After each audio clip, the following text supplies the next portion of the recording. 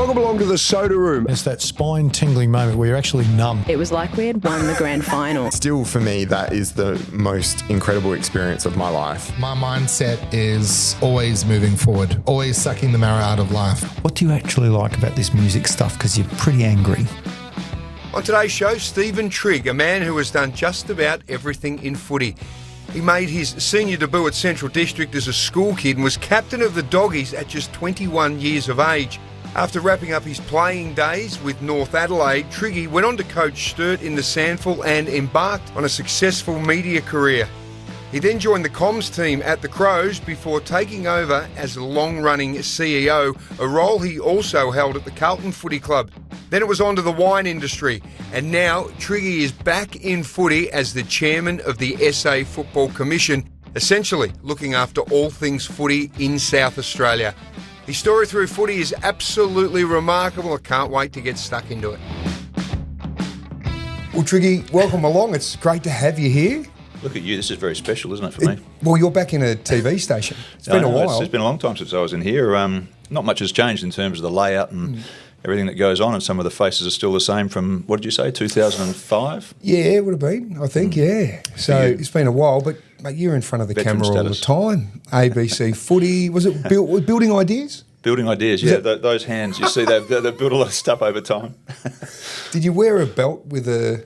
No, I didn't. No, there was no belts. There was no belts. No carpenter's belt or anything? I'm not sure how that happened, actually. I was doing some work in the ABC, and then Neil Smith, who was at Channel 9, and doing some work in the edit suite there, somehow connected and said, we've got this spot hosting Building Ideas with Teresa Robinson, who was a gun, and I came across and she held it all together, and I talked about plinths and architraves and stuff that I had no idea about. Mate, you were Scotty Cam before Scotty Cam. I wouldn't have thought so. Now, congratulations. Obviously, the announcement made not long ago that you will be the chairman of the SA Footy Commission. Congratulations. What are you actually doing going back into essentially full-time footy while you're holding a full-time job?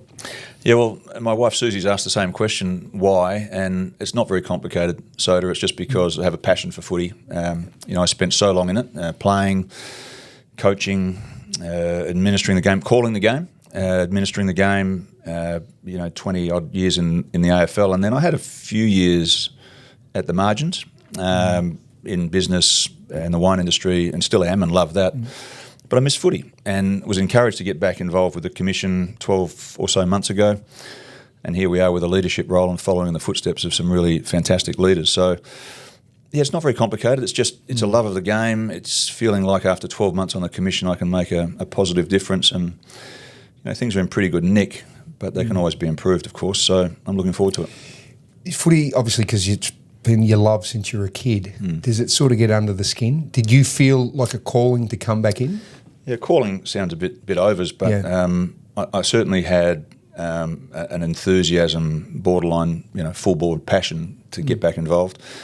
But to do so, I had a couple of opportunities to get back involved at AFL level over the last few years.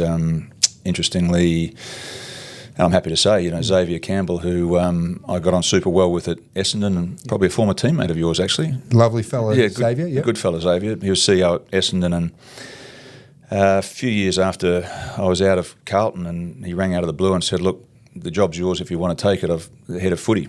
And actually it appealed to me more than being a CEO, which I'd already been for 9 or 20 years. So I thought seriously about that, but it was inflection time. Do it or don't do it. Put your head above the parapet or don't. And for both family reasons and professional reasons, it was a no. And I don't regret that for 1 minute, but I have had that little itch since about getting back involved. And I really think that this role on the Commission, I use that term advisedly, so to put your head above the parapet, it's not quite on Broadway in terms of the AFL, but it still has such a meaningful impact on footy that it feels right for me. So, look, it just boils down to a passion for the game and thinking I can make a bit of a difference. It's not quite off Broadway either, though, when you think about it. No, that's true. Because you have an enormous responsibility, everyone involved with the Commission, because I think for a lot of people they think, well, you're running the sample competition. Yeah. You're actually running football in the state, so it's a hugely encompassing role. Yeah, and it means so much to so many people, and that's not lost on me either. You're quite right. It's maybe at first blush people look at it and say it's the men's and women's competition. Well, it's all of the junior competitions. It's community footy. It's country footy. It's game development. It's Adelaide Oval business model for which Soundful are part owners and significant beneficiaries, needing to work with cricket and Stadium Management Authority, which I'm looking forward to as well. So, look, it's a big beast. But when I say off-Broadway, it's just not quite the spotlight, is it? Yeah. And for me at this point in my life, as you say, working full-time, trying to work out where we're going to get our diesel from for half a dozen harvesters, and which is a real issue, and running a dozen trucks at the moment on 4,000 acres of vineyards in the Barossa. I don't need to be having a fierce spotlight. What I just need to be doing is having a meaningful role and making a meaningful difference. No doubt you and Susie would have spoken about how you are going to tackle both roles. Yeah. Because essentially it's a full-time role that you're not paid for. Yeah, well, it is and it is and it isn't. I think to suggest it's overs in terms of full-time role would be wrong, because Darren Chandler's super experienced and capable. So too is his exec team and his staff. And my fellow commissioners, I'll have to say, I'll give them a rap, they're outstanding. I've found them in 12 months to be only visionary, professional, caring, collaborative in what they do. Nicole Hark's a fantastic deputy chair, and I'm so pleased that she's back in that role. And we just have to share the load, actually. I've become a reasonable delegator over the years, and we're going to need to share the load, and that will definitely happen. But I'm under no illusions either, Soda. I know it's going to be bloody busy. So I just have to be a great time manager and have a very understanding wife at home. And family with the girls. Well, the girls are grown up, so they're cutting their own path. And what's the overwhelming feeling coming into this role? I appreciate that, because it'd be easy just to say, it's just good to be back involved. But look, it's a bit more than that. I do feel a sense of responsibility, and it sounds a bit textbook. I feel a sense of responsibility, and I feel a sense of genuine humility, thinking about the fact that it follows Rob Kerrin, it follows John Olsen, it follows Rod Pays, and the late great Max Bashir, who I became really close with. As you know, spoke at his service, and so the status of those people, the roles that they've played in the community generally, and the impact that they've had in their roles of South Australian footy. You think I'd feel a bit humble about that? I bloody well do. So, it's a sense of honour, actually, if I'm being really honest about it. I'll dust that off shortly and just get on with it, but there is just a little moment of reflection, feeling a sense of honour. All of that said, I'm not a former premier. I think probably everybody knows I'm not a former premier. No, I can't see that happening. And but I think my footy pedigree, for want of a better phrase, is suited well to the role. Absolutely. We'll go through that, but if we're going to talk about the footy pedigree, let's wind the clock back. Right, so obviously Central District was where you started your Sandful career. You're a young kid, so you went to Gawler High? I did. How did you end up at St Peter's? I'm tipping a scholarship probably, is that right? Physics scholarship. Bullshit. Was it a footy scholarship? Yeah, I played state under-16s in Geelong and somehow fluked the best player in the carnival, and the headmaster of St Peter's at the time, Tony Shinkfield, got in touch with my mother, who was working in the education department. I was only 16, and said we'd like to offer him a physics scholarship. That's not true. That's right. A footy scholarship, of which they had precious few of them at the time. It was breaking protocol. Yeah. And I remember saying to Mum and Dad, no way am I leaving Gawler High and going to St Peter's College. You can jam that. I didn't win that. Mum and Dad won it, and I'm so pleased that they, obviously had all the right answers, and down I went. Spent a couple of years, and great years of my life, and opened a few doors, and it was good for me. You've got a blue-collar central boy from up Gawler walking into one of the prestigious schools in Adelaide. I mean, I can understand initially why you're probably like, hang on, why am I leaving my mates? Yeah, well, that's all it is, and you don't have a mature mindset about things at that point in time. It's just, I'm happy here, I've got my mates, I'm playing footy locally, it's all fine. But again, sometimes you need the wisdom around you to make better decisions. That happens a lot, and I went down and did all that. And then, if you remember, just for a bit of history, is that I played the first. I was 17. I played the first, I don't know, 8 games at Centrals, something like that, in the league side, and then had to go back and play at school. Yep. I wasn't the only one. I think Braddles and a few others might have done that as well. That was a culture shock. Go back from playing senior footy to school footy. Because they obviously have that hold. And I think that still exists nowadays, as we see. And it's fair enough. If you're on a full scholarship, then the school would have every expectation for you to go back and play. But I do recall it was a bit jarring at the time. So you make your debut as a 17-year-old. You probably head down to training in your St Peter's uniform, which would have gone down well at Elizabeth Oval, wouldn't it? Yeah, that's true. That's true. I can only imagine some of the blokes down there would have just had a second look and gone, what's going on here? Where's this bloke from? Yeah, Richie Cousins and I were living in town, and we'd drive out there together, and Richie was a Ross Trevor boy, and I was the Saints boy, and we turned up, and I think it never failed to get a few remarks turning up in the uniform. So did you sign that old Form 4 with Carlton before you played league footy, or had you around the time you'd played? Yeah, it's a good question. About the time, maybe a bit before. Yep. Yeah, so Form 4, interesting scenario. In those days, the VFL teams only had 2 Form 4s that they could use on players outside Victoria. Yep. And obviously had done well enough early for them to afford me one of those Form 4s. That got me $5,000 in a TX stereo system, nice. which I've still got in the shed somewhere. Have you? I'm sure it plays beautifully, but I've still got it. And just to finish that little story is that I had it for 2 years, went and did 2 pre-seasons. They accommodated me perfectly. I went to the 79 grand final and got involved in the club in all sorts of ways. It was fantastic. But every time I went over, I got terribly homesick, and Farm Boy came back. They worked out in the end that I wasn't coming. And so, a bit cheeky, they pulled it and gave it to some bloke who went on to play a couple of premierships called Ken Hunter. Right. So it probably wasn't a bad call from them. Wow. So back then, for those that aren't aware, you get held for 3 years essentially, don't you? Yep. And a lot of blokes here that signed them. I mean, Peter Trigg signed at Carlton. Johnny Platten signed at Carlton and then got a Holden dealer team car and never gave him the money back and went to the Hawks. So when I went to Carlton 35 years later as a CEO, I actually wrote to Johnny, who was a teammate at Centrals, and I said, statute of limitations aside, you owe us $20,000 for a Holden dealer team Commodore. That's right. He never replied, little bugger. Yeah, no, I remember he was talking about that. It was a maroon one and it had the electric windows, and he turned up to Elizabeth Oval and they'd be thinking, well, that's stolen. There's no way known he'd earned that.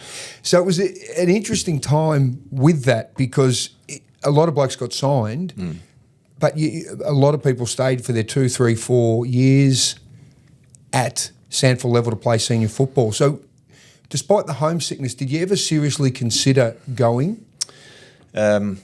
Semi-seriously. I think part of the reason why that happened a lot and a lot of players didn't go is because our competition was so good. You know, the Sandford competition was I like to think it still is largely, but you know, in those days when we had little of the national exposure and we got a little bit of the winners on a Sunday night, Sandford was the order of the day, and so for the Aishes and McIntoshes and Kernahans and so forth to you know, they're not Kerners, they're different because the other two stayed, but there's a lot of staying, I think, because of the lure of the comp at home. Yeah, it's an interesting time, isn't it? And it's so hard, I think, for people nowadays to understand what the landscape was like back then. There was also, remember, a retention scheme that was put into place, and a number of players, I know McIntosh and Aish were 2 of them. If I put my mind to it, there'd be others who benefited appropriately, greatly from that retention scheme and staying. Yep. Can you remember your first senior game for Central? Yeah, I can. Ivan Eckerman whacked me.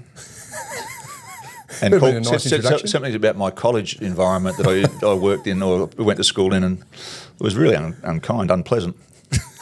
How did you go? Because as a young kid, as a school student, and you're running out against those men. Yeah, well, when he whacked me, I found an extra gear in terms of pace. I found it pretty intense and a tough game of footy. You know, Kinnear and Eckerman and Granger and others, Phillips, Ebert. It was a tough footy, but it was pretty special as well to be involved in it as a young fellow. I got better as as it went. I got to know Ivan later in life. He's a terrific guy, really good guy, as logic would dictate. But he did what he was told to do, was give him a workout, and so it gave me a bit of a hurry up. Yeah. So you took to senior footy pretty quickly. Well, actually, yes and no. I mean, my first year was pretty good. Went back, played at school and did all that, and then went straight back to Centrals. And as we were trying to play finals in 1980, 81 was really poor. That second year blues, I broke my scaphoid and didn't play well. 82, 3 and 4 were really pretty good, albeit a few injuries along the way. And then I just started to get injuries that were problematic. Because you were captain by what, 83? Very good, 83. And Mobsy, I was vice captain to Mobsy, and then Mobsy's knee gave way, so up I popped. So at 83, like, you've only been in the team for three or four seasons. I was young. I was 21. And you would have been one of the youngest captains Central's had. I think the youngest. If I think I'm right in saying. Look, I think I was going okay, but now that we're 40 years on, just a lazy 40, you look back and think, was I ready to do that? No way. Yeah. No chance. But Daryl Hicks. Well, Daryl had great belief in me, and I love that. And there was a group of young guys who responded so well to Daryl. Not just my leadership position being afforded to me. It was, Krieg, Robertson, Schwert, Platten. There was a group of youngsters who really embraced Hicksy's way, and in many ways it was ahead of his time. And then we had Cowboy Neil, and it was all very, very different. So he came in, you were captain with it, what did you come, 84? Yep. How did things change? Well, his methodology was entirely different, and Kevin's passed, and so I'd say even if, and I'm sorry about that, I genuinely am, because he's a terrific guy, but in terms of his coaching, I struggled with it, and I know a few others did. So a couple of years later, I sought to go somewhere where I could learn some more, and it's no more complicated than that. I just didn't feel like I was learning anything. And is that the approach? Was it more of an old school approach? Because it's an old school approach. Yeah, it was a crash and bash, and some consistency of methodology. I coached in the end, and you're looking for the most effective methodology in terms of coaching as you possibly can for the team you've got, and the environment that you're in, and the competition. And he saw that as the best way, and which is fine. It sort of had some success. Yep. All I'm saying is that it wasn't teaching us a lot about the game, and I kept hearing about how Noonan at North was this master coach, and so I'd already had some thoughts about coaching myself by then. So I was keen to learn, and I put myself down at North Adelaide for a couple of years. So you went there in 87? 87, yeah. Yeah. Was it as you mentioned there, you didn't feel like you were going where you needed to at Central, but you'd been captain of the club. Like you said, you had what a group of young players you had. Like, and we're all still good mates. Good mates, yeah. When you look at all those guys there, it must have been hard to walk away still. Well, of course it was. Pete finished up at North as well, though, and Steve Connolly finished up moving to Norwood, and there were a few that moved, and it just it's the way of life. It happens. There's no regrets in any of that. Yeah. Going to North was good for me, because as much as I only spent 2 years there with some injuries and missed the 87 grand final, I then coached in 90, 91 and 92. And in short, honestly, almost all of what I'd come to believe about the way I should coach or the way we should be doing things came from Noonan. Right, from those 2 years. From those couple of years with him. Yeah. It would be to undersell a little bit of what I'd learnt from my early days, but you're more cognizant of it when you're older. So, I've said that to Michael before, that he taught me a lot. Obviously, there was a really nice link too between Daryl Hicks and Mick Noonan when you go right back to their Sturt time. So I imagine some of the philosophies may have been similar with a bit of Jack Odie influence. Correct. So that Run, probably overlap, skill, use of ball, handball, overlap. predictability, simple things, ball to the front, be predictable. Yep. There's just some really good fundamentals of the game, and perhaps a little less emphasis on the physical side, and a little more on the thinking side. Yep. Thinking and skill. Yeah, which is not to discount the physical side. I don't want to get away from that, but it was a bit more cerebral in terms of what we were doing. When you go there in '87, you played the full year. It comes to the finals. Are you happy to share what happened and how you feel about that still now? Today's not too bad. It hurt me for a while. As it would. Yeah. But what happened was I was good enough to be playing in the grand final, but I had a pin in my wrist, and I smothered a ball at Footy Park in July, and I bent the pin. I had a decision to take it out or leave it in, and I decided to leave it in and try and see out the year. But I really couldn't tackle. I couldn't tackle. I was having trouble marking. And I remember it quite clearly because I'd battled a little bit. I'd sat then on the bench pretty much the whole game for the second semi-final. Yep. And whatever it was, we must have gone straight through to the granny. Yeah.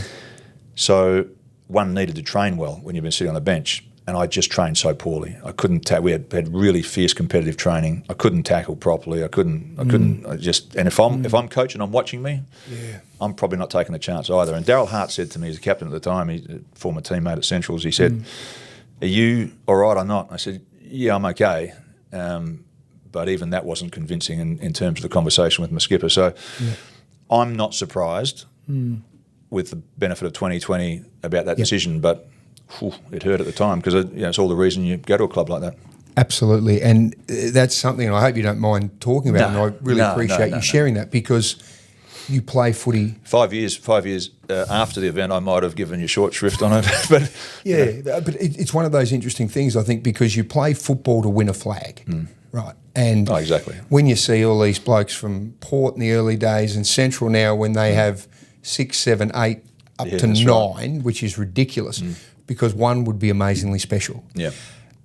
And I was really interested to see someone who lives and breathes footy and you've spent so much time in it and you're around finals, you're around grand finals. How do you deal with that? Because there's always a reminder, because it is a really significant moment. Yeah, I don't think I recovered emotionally from it for a while. Yeah. To butter up and then get into pre-season of into 1988. I'll get my decades right. 88, not 98. Was just I was flat. I was still flat, and I didn't. I just was going poorly. But I was wounded. I just couldn't get through that. Ankle, hip, wrist thing, and in the end, it sort of. To be honest, it petered out. And I'd had some opportunities. We talk about Carlton and lists and captains early and so forth, and for it to peter out was disappointing. The only thing I'd say about that is that I was lucky enough to then go on and do some coaching and have a really meaningful role in footy, and then the Crows thing came later, and we had some real success there. So I sort of felt like we got off the canvas and made up for it. Yeah, no, you certainly did. And I think that's a massive credit to yourself because, like we said, it's such a pivotal part. It's why you play. But then you look at what you've been able to do since and then come straight back into football now. I really find that side of things fascinating because I always have that feeling if you didn't achieve a flag when you played, it does feel like there's something missing. Yeah, no, that's I completely agree with you. It's a void. And you've seen success. You were at the Crows in 97, 98 when they won. And there's a saying that it's not the same as if you're a player. Yeah. I've heard Cornsey say that before, in terms of premierships. It is quite right. It's not the same as winning them as a player. Yes. It's just not. So the 97 and 98 were magical mystery tours, unbelievable, but it's not the same as if you're playing. When you coached Sturt 91, 92, you obviously said that a lot of Mick Noonan's philosophies and perhaps a little bit of Hicksy comes in there. Did you enjoy coaching? Was it what you expected it to be? Because it was still essentially the biggest game in town because the Crows have just started. Yeah. Well, I know this sounds a bit textbook as well, but I bloody well loved coaching. I absolutely loved coaching, and we weren't that good. I'd inherited a side that was struggling, and it struggled afterwards. But I loved coaching, and I had John Painter was older than me as a player, veteran player, and we'd worked together, and I'd coached him and so forth. And he gave me great encouragement because we would often sit and I'd look for some feedback, and he'd give me some honest feedback. But he was generally really very positive and constructive about my coaching, and I felt some nourishment from that. And it's funny that one of your players becomes one of your mentors in that setting. But I enjoyed it, and so do I. Always said that I would go back to coaching, but then I go to the Crows, we have a bit of success, and within a short time I'm the CEO. So 20 years later, it made it a bit hard to go back to coaching. Of course. Did that, obviously you evolved into such a different role and such a significant role when you're running clubs at the AFL level, but was that little inkling to coach still always there, or did it disappear pretty quickly once you got into the cut and thrust of the business? Well, I don't have enough time to think about it really because there's such a busy role. But it was always something that was there that maybe at some time I'd go back and have another go at coaching. After the Carlton experience, I just needed a rest, and I started to think about maybe just coach some juniors, just go coach some juniors, but. Again, for various reasons, it never happened, and so it remains an itch, but that's all. Yeah. And you obviously spent time in the media, and it gave you that chance. It was too crowded, too many good operators in there, so. Well, just too many people, and probably a few peanuts as well, which you've got to deal with when you're in there. But you were calling footy and doing all the other things like we mentioned before. What did you think of my calling? Good. I'll tell you this now because I still find this funny. You were obviously good mates with Daryl Hart, and I can remember you wrote in the paper. Yeah, I did. And I can remember playing a give game. You a bake? Oh, mate, a ripper! Wait till I tell you what you said, because I remember it vividly now, and I actually laugh that we chat and I hear it. But you're obviously good friends with Daryl Hart, and Daryl Hart was coaching us at North Adelaide, and we were really struggling, but showed some really good signs. And Hardy did an awesome job at North to build everyone up before he jumped to the Crows. Yep. But I remember I played a game and he put me up forward, and I was absolutely diabolically terrible. And you wrote that Mark Soderstrom looked like a first-time roller skater in the forward line. Not a bad line. It was a ripper. Dennis Cometti, eat your heart out. I read it. I remember someone showed me, they go, you read Trigg's article? I went, no, read this. And I thought, oh, you prick. But it was a very good line. And here we are. Because I remember it was a wet night at Footy Park and I was woeful. I'm thinking, Hardy, what do you put me up forward? Can I just go back to centre-half back? And when I read it, I thought, and then you were calling and all that, and I always remember going, bloody Stephen Trigg, I remember him that whole time. But it was a very clever line. Well, I had time to think about it. Unlike Cometti, who just rolled it out. No, it was very good. But did you enjoy that side of? Yeah, I did. It was. Again, it's still an attachment to the game. I enjoyed the challenge of calling well, and I did a few McGarrys and so forth. You did. Your good self.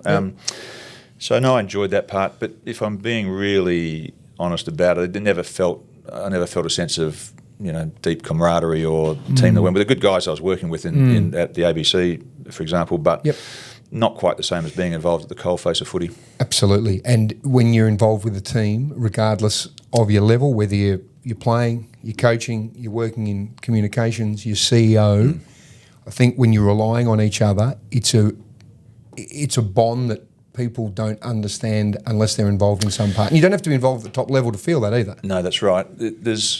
I think you asked me something a moment ago, and I was nearly going to answer with the fact that there is something addictive about footy, and getting back into it. That's where it went through my mind is.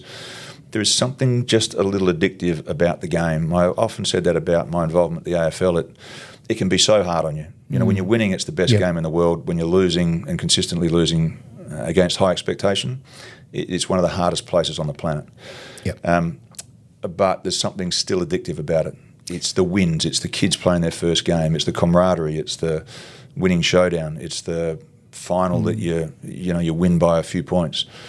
They're euphoric moments. And look, I love what I'm doing now, my day job, Soda. I don't quite get those thrills from taking some Shiraz off Barossa vineyards, It's different. As good as it tastes. As good as it tastes. At Sevillersfield. Well, good. Well done. Hey guys, thanks for listening. Just letting you know that here at the Soda Room, we believe that everyone has a story worth telling. That's why we've launched the Soda Room Legacy Films, a deeply personal storytelling experience designed to capture the voices, memories and the personalities of the people who matter most to you, your family. Our legacy films are professionally crafted interviews and visual stories that preserve the wisdom, the humour, history and traditions of those that matter most to you. To find out more, search thesodaroom.com.au. Now, back to the podcast. Your time at the Crows, they had the two flags there when you're doing communications, and then you obviously take over that CEO role and have it for 13 years. What's it actually like being at a club in this town when you win those flags in 97, 98? Because it was an amazing thing to witness externally. Internally, it must have been pretty crazy. Wow. There's so much to answer in that question. The thing that I go to is yes, grand final day, yes, the team in the rooms after the game, yes, the satisfaction of the pinnacle of your sport. But honestly, and perhaps as CEO, this lands more, resonates more meaningfully, is when you go to the showgrounds the next day and there's 40,000 people there, or you go to King William Street and there's 100,000 people for the ticker tape parade, or you just get around town and you see what it means to people. The point I'm underlining is what it means to people is the joy. Actually, it is the joy. Go back to the shed. 3,000 people at the shed after the game, the joy in people's faces. Conversely, you lose a showdown, for example, and the pain that we share is genuine pain. Supporters know it the other way around. So it's the people impact thing, I think, Soda, that on reflection, what it meant to so many people. And it's a bit of what I'm saying now about this Sandful role, which is I know that it means so much to so many people that's the responsibility you carry. So it wasn't lost on you when you're involved in the club, particularly when you start running it, on the impact it's having on people? Always conscious of it. Because you've obviously got so much to do. And I can imagine for coaches too, when they're thinking about, are you playing a style of football that's helping you win? Are you conscious of what it looks like? All these different things that you contemplate, but because not everyone would keep that in the forefront of their mind, I wouldn't imagine. Look, there's at one point in time when I was doing a lot of public speaking, you'd pick a cassette out in terms of fit for purpose talk.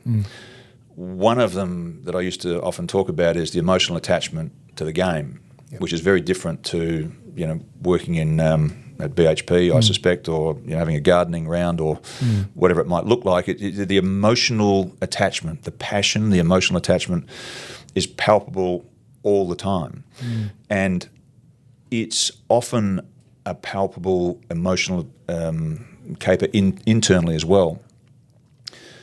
What I found as I went along is the ability to, and I'll use Neil Craig's line, which is always great. The 24-hour rule was, if you get beaten, sulk for 24 hours, dust off, and bloody well get on with it because the next one's coming fast. Well, the same thing happens if you win. And I thought it was a really great calibration for the way we should go about it. I'll talk about Neil some more maybe, but that was a great way of framing up the way we should go about it, because we couldn't afford to have this ongoing emotional thing internally. When I went to Carlton and we kept getting beaten and beaten and beaten, and we knew we would because we're in a formative rebuilding, genuine rebuilding phase, and you'd walk in on a Monday morning and everybody's just shattered, to pick the place up right after the 24-hour rules passed always was a great framework for, right, we've got business to get on with. And anyway, I drift a little bit, but the point is I was always conscious of how much it meant to so many people. Yeah, as you're saying there, that you celebrate your wins, understand the grief of the losses is probably a really good philosophy for life anyway, because you've got to sit in some of those really tough times to be able to progress, but you can't sit in them forever, or And as the saying You're goes, gone. when you win, you should celebrate your wins, the little Yes. wins. You should always Yeah. celebrate your little wins. Don't let those moments pass. Just talking about how you're saying that love that you have for the game and what it brings you. There's not a lot of jobs where no matter what you do, the public is intensely interested and providing feedback. That's bloody hard. How did you cope with that? Because let's say you're in Adelaide when you're a massive fish in a reasonably small pond, and then you go to Carlton where you're one of the big clubs, and the demands and the expectations on that club by its people are huge. Yeah, they are. How do you deal with that side of things, and how have you been able to deal with that over that time? Well, I think I got better at it over time. Early, I was probably a bit reactive to things in my CEO role. The Carlton one's interesting because that took some managing up and down. Up because a board that gets rattly on a loss, a board that responds a bit too quickly to the public lashing. Is a dangerous board actually because it can go on and make some poor decisions. So I always found myself being as analytical as I possibly could, as protective of our people as I possibly could, and just with a focus on just some simple things. Those two included, right? Protect your people and laser focus on performance, and that helped to cut through a little bit. And if I come back to Adelaide, Neil went through a period where he was getting harpooned, absolutely harpooned, and I found myself really going hard at protecting him publicly. Now, when you lose some games, then the harpoon starts coming your way, and that's I knew that would happen. And the same thing happened a bit with Brendan Bolton, is just to get around him and to try and support him. So there's always some shrapnel in that, in a caper that has this emotional attachment and so forth. But look, I don't think there's any rocket science to it or any magic dust, but just stick to some principles and look after your people first and foremost. Do you hear the noise? Oh, hell yeah. Hell yeah. I mean, maybe there are some in the industry who don't, who live up to, maybe there's some in the industry who live up to their mantra saying, I don't read it and I don't take any notice of it, but I think usually they do. And particularly with social media now, I'm mindful of, I'm sure all clubs are mindful of how their players are digesting that, because there's going to be some savage rebukes going on out there. So yeah, I was always aware of it, and you have to work on yourself not to let it get to you. How do you do that? Because I think many people can relate to this. Kids can relate to this when they're getting it in a peer group, but when you're getting it from the public. Yeah. How did you do that? How did you work on yourself? Well, I think at certain points in time you do turn it off. I mean, you're aware, but so many times, and with respect to Cornsey and KG or Rowie and KG or whoever it was at the time, driving up Port Road and listening to another lashing on the radio was never my favourite thing to do in terms of after we've had our third loss in a row. So you're able to turn it off, but the tenor of it, what's going on. So turning off is one thing, but I think the other thing that happens is you get around each other, and I know that sounds so simple, so basic, but we were at Adelaide, I think, a really strong club in getting around each other and knowing that was the critique and the noise. And so in fairness, and this is, legitimate, is that I would often say Johnny Reid is an unbelievably strong lieutenant, but he would get really wild about some of this stuff. And I'd find myself saying to him and the coaches, just relax, right? So long as we know what we're doing, so long as we know where we're going, so long as we stay together, so long as we stay tight, it actually doesn't matter, right? It doesn't matter at that point in time. So just calm down. That's easier said than done. Of course. Particularly for someone like, and Reedy well, but he's a strong character. Yeah. And I wouldn't deny him his view or his sentiment.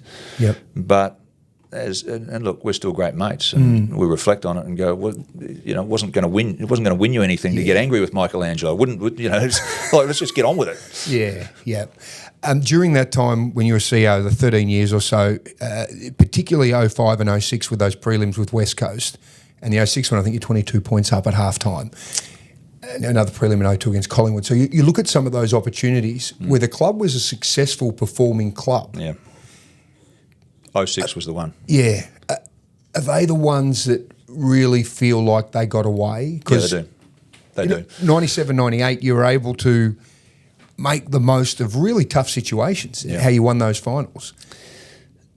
Mate, in 2006, 2005 and 2006, I say this hand on heart, we were playing unbelievably powerful footy. We were on fire. Yep.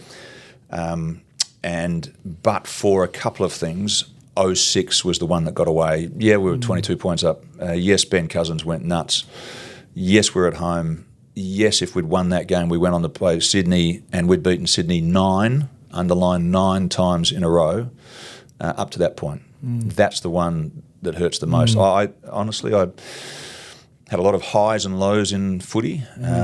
I can't remember quite being as low as losing that preliminary final in 06. Yeah, I had a chat with Nathan Bassett recently, and that was the year he was All-Australian. He got really crook at the dinner, and he said he really struggled to get his diabetes in check because he lost about 4 kilos, and he felt like he really let the side down in that second half against West Coast, with mitigating circumstances, of course. But you can still see there, what's that now? We're 20 years on from that. It still hurts, doesn't it? Those things. Yeah. I thought you were going to say Nathan Van Berlo, the other Nathan who reflects on that. I mean, he's such a bloody good human, Nathan Van Berlo, and such a great player for our club. And he's just the epitome of what you want, right? In terms of your on-field leader. He reflects that he just couldn't go with Cousins that second half, and laments the fact that he couldn't have done better. But I mean, really, it's just one out of the box, and no one was blaming anybody for it other than we lost one that got away from us as a team. When you have such consistent success around that period and you don't get one, it shows how bloody hard it is to win them, isn't it? You're one of 18. It's not that easy. But when you can be doing just about everything right, just about. Well, it only takes. There's a very fine line, and it is a fine line. You know, you lose a Rashudo in a final, or you lose a player for a half, and it can make a big difference. So you need absolutely everything going for you. That's for sure. Can I ask you about the Kurt Tippett situation? How much impact and what did that do to you personally, not in a public sense, but for yourself? Because it was obviously a really challenging time for the club. Yeah, it was no fun. I look back at it, and there are some things that we could have done differently, for sure, and should have done differently, but that's the benefit of 2020 hindsight, because at the time, after an initial blunder was made, I felt, and we felt like we'd remedied it and that we'd sorted it out, but it came back to, actually be quite the opposite of that and bit us hard. So that it hurt so much. I talked before about what the game means to people and the club means to people. So for that to be such a negative on the footy club was just so hurtful. And I say this quite sincerely, is that I lost a bit of skin for sure, but it was the impact on the club that hurt me the most. And it dusted off. It played some years later. It's played in grand finals, and it's got itself off the canvas and done well because it's a super resilient footy club. Yeah, but it hurt, no question. When you're in that scenario, and you reflect and go, right, well, there were some things that went wrong that shouldn't have happened, and they did. How did you go about trying to rebuild the football club from what hit it took? Because it was significant penalties. Yeah, they were. Well, the first thing is I would look back at that time and say what an unbelievably strong board we had. Yep. Chapman and the rest of the board, Rob Chapman, were incredibly strong in terms of their management of it against some pretty heavy fire. And by that I mean it would have been easy to make really poor decisions or knee-jerk decisions and and make things worse in a way. But their strength and of resolve to stay the course and to get back onto rebuilding things, I both appreciated and look back on it in the governance sense and think that's really well led and well handled. The scenario for me was that it came back to work, and then Adelaide Oval opened up, and I got to a point though, Soda, of thinking how grateful I was for the support generally from the club, and I mean that across the club and in particular from our board and staff. But I'd already been at the footy club for 17 years actually, but in that role for 13 plus years. And so you just know you're getting to a point of it needs something a bit fresh and a bit different. So I remember distinctly having a conversation with Rob Chapman one day, and the conversation turned to, well, you have to do something different at some stage, and just give me a moment in time to, in a collaborative sense, to just get my head around it and get sorted. And then you wouldn't believe it, the week after, I got a call from Stephen Kernahan who said, are you interested in the Carlton job? And so the rest is history. So you essentially were going to take a break from footy? Well, I think the club needed a break as well. We'd steadied the ship, and I think for both myself and the footy club, it was the right thing to start to have a think about. I mean, it's a long time in the role, and rightly or wrongly, and a lot of leaders, I think, in positions of leadership find this, is that just sheer tenure can sometimes be a burden. Yep. Perception-wise, if only perception. So it was time, and we had a good grown-up conversation about it, and then the clouds parted and the Carlton thing came along, and it was a great opportunity for me. From everything that went on during that time with Adelaide, and you have that time to reflect, what did you learn and discover about yourself during that time? I learnt that I was pretty resilient, actually, because I felt at some stages it might have been easier if I'd murdered someone. Like it was pretty hot. So it was a tough patch, and I learnt that I had some inner resilience, but I also learnt the quality of the people around me counts like crazy. And I mean that. The board were extraordinary. Staff around me were extraordinary. The coaching group were extraordinary. So we got through it, and I underline this word together. Yeah. You go to Carlton Footy Club, and you think of those really big clubs in Melbourne, your Carltons, your Essendons, Collingwoods. There is such wonderful history, so much attention on them. What's it like running a Carlton Football Club, stepping into that? It was a joy, actually, in many ways. Yeah. And the part of the joy was, the club was 150 years old, but it had reached a point where it's saying, we need a whole reset. So the board said to me, you've got plenty of experience, here's a clean sheet, we need some change. So, okay, let's go. What's it like running a club like Carlton in Melbourne to running an Adelaide, which must be similar to running West Coast or so forth, in that environment? I can imagine getting that chance to do it in the home of football must have been pretty amazing. The culture is different. You walk into the foyer and there's 16 premiership cups up there on the wall, and it straight away it feels different, in terms of the history. And the history is all around you and reminding you of that 150 years just about every day, from the people who are involved to the stories on the walls. So it's an expectation all of its own, and there's high expectation on the Crows and indeed on Port Adelaide, but it ain't got nothing on Carlton in terms of the expectation to do well all the time. So any little slip up just feels like it gets magnified there. There's an impatience that goes with it. Externally or internally from in the club?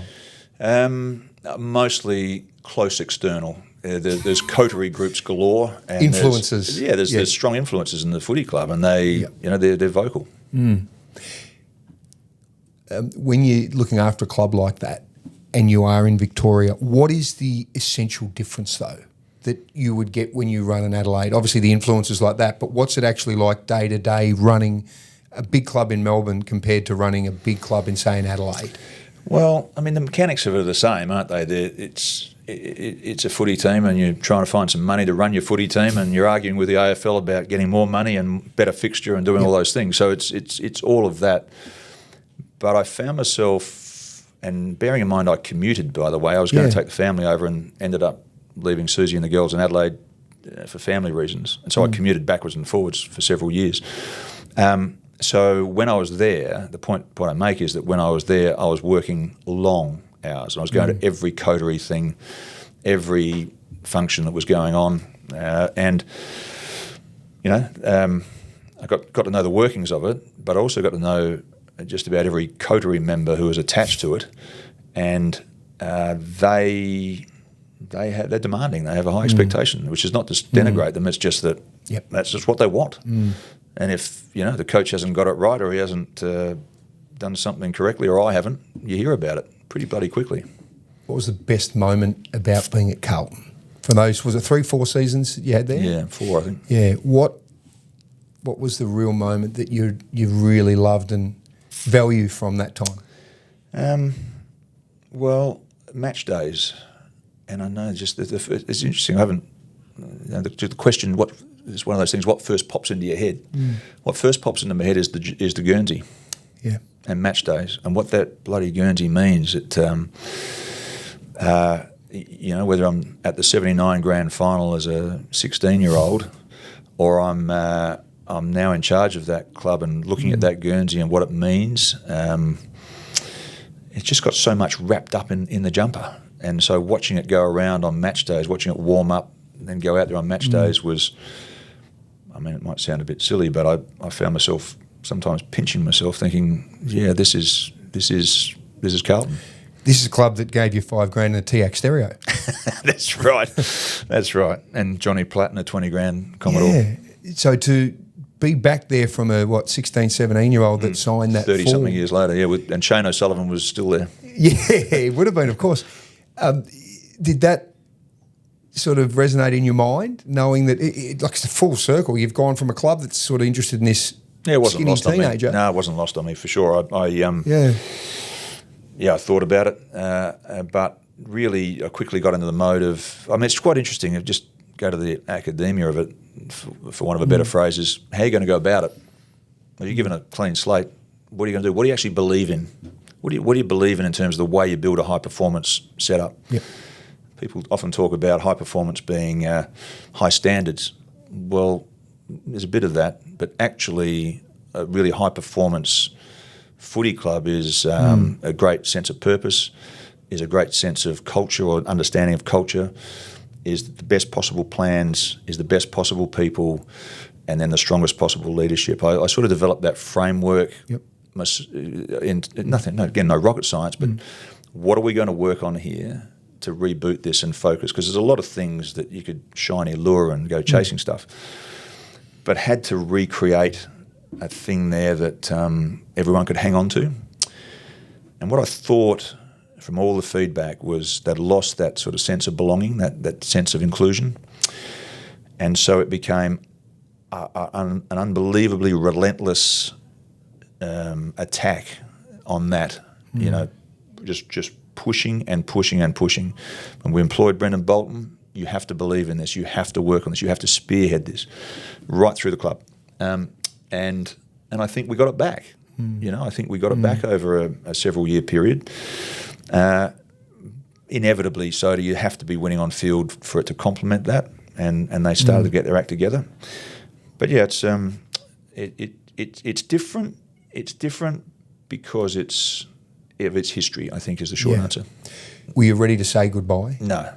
So there's another tough footy moment. My time was right at Adelaide, for sure. But no, I was a bit shortchanged at Carlton. And, you know, unless your president and your CEO are absolutely in sync, and you know the textbook approach to that, it's problematic. And we weren't on the same tram. So, you know, it came to a head, and there's only going to be one winner out of that, and that wasn't going to be the CEO. So, you know, I ended up coming back. But I would love to have done that for another 2, 3, 4 years because I felt like we were starting to get somewhere. Yeah. But then you change, and then the coach loses support, and then things change, and so it's the benefit of stability can never be underestimated, and unfortunately, that club has not had stability for a long time.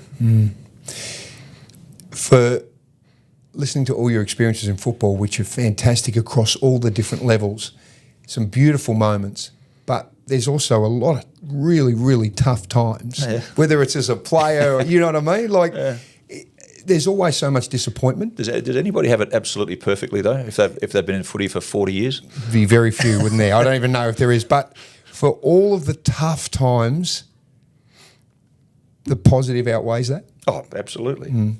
Yeah, absolutely. The only thing I'd say is I'm a bit banged up in terms of, an ankle and a knee and a hip and a this, that and the other. So that part I could have done without. Yeah. But in terms of the positives of experiences, and I know it's a well-worn line, but the people you meet and the positive experiences you have, of course it outweighs it, every day. What's still to do for you, not just Sandful, but given you've had so many vast experiences in so many different areas, private industry, football, is there something you still want to do? Is there something you're still chasing? Is it a feeling? Is it like a beach house and a rest? Perhaps. But that you're not getting that for a while. Or you might have the beach, you're not getting the rest for a while. No, that's right. But is there something that you still crave or you want to do? No, I don't think in the sense that your intent is in asking me. No, look, I'd like to go and coach an AFL premiership team. Look, the point is you can't have what you can't have, and so at the moment I'm really quite content. That's not comfortable. I'm content with having a fantastic working life with Warren Randall and our group. Yep. I really love the wine industry, and I love the work that we do. It's fiercely challenged at the moment in terms of oversupply and some of the challenges in that. And to get back into a leadership role in footy, look, I'm happy with all that. What I want to do now, my best answer is to make a positive difference. Yeah. What makes a really good leader? How do you see leadership, given you're going back into that role, overseeing a whole football community, essentially? Yeah. Well, again, leaning on periods of my life where I've talked about leadership as a subject. I know this sounds very simplistic, but to me, you do need to have a consciousness about your leadership, what you're doing, what you're saying, the effect you're having on people. Like, that has to be a conscious thing. And the simplicity of it for me is, after all the stuff I've read, done, been involved in, been exposed to, leadership equals action. Do something. Leadership equals action. And to that end, and I'm putting myself on the hook a little bit here, I don't want to just chair a few meetings and get to the end of my tenure at Sandful and go, that was a nice ride. I'd like to actually undertake some action. I'm not 100% sure what that action is at the moment, but leadership is action. What excites you about this role with football? Well, I think getting back involved with motivated people, actually. And that's not to say in my day job people are not motivated, they are, but it's a different sort of motivation when you're involved in high performance sport. Turning up every day, common cause, working hard. It means something. You go to battle together, you win, you lose together.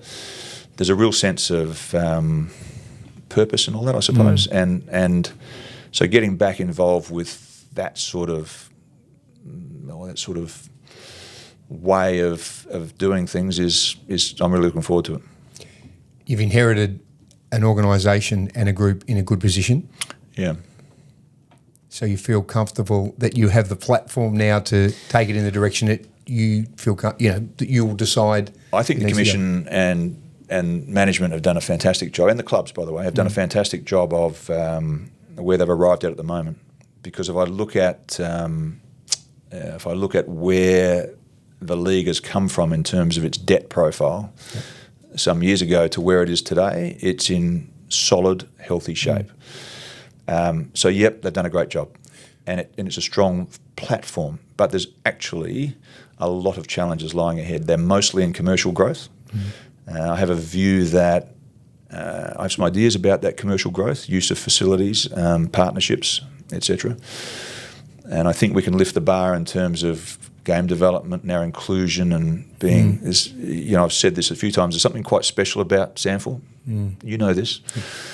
I hesitate to use the word leverage it, but utilising that best we can, I think can help with our growth. Yep. So we'll see how that goes. I think over the past 20, 25 years, we've seen a number of clubs nearly go under and be in really financial dire straits, and some great management and some great assistance has got them through. Do you think they're all in pretty reasonable shape now to move forward and look at those diverse revenue streams, look at all those different things? We've got a couple of clubs that are still strongly challenged and are going to need some help. And what I'd like to think is we can adopt an approach of helping them to help themselves. And that, there's no magic dust in that, but the idea that they've all got facilities, they've all got programs that they run, they've all got potential for community, council, government partnerships. These things are in train already, but I also think that they lift the bar opportunities. Triggy, it has been fascinating sitting here and exploring your story, because there is so much to it in so many different areas, and I'm glad now that the football itch is being scratched. Yeah, thank you. In a way. Yeah, I appreciate that. We spoke at the start about some of, are they four bears, those who've come before you? I think so. Yeah, I think that's it. I wanted to check that. Anyway, those have come before. You were a teacher. Yeah, I know, but I've forgotten that one. Four bears. Max, as I said before, I got close to and spoke at his service.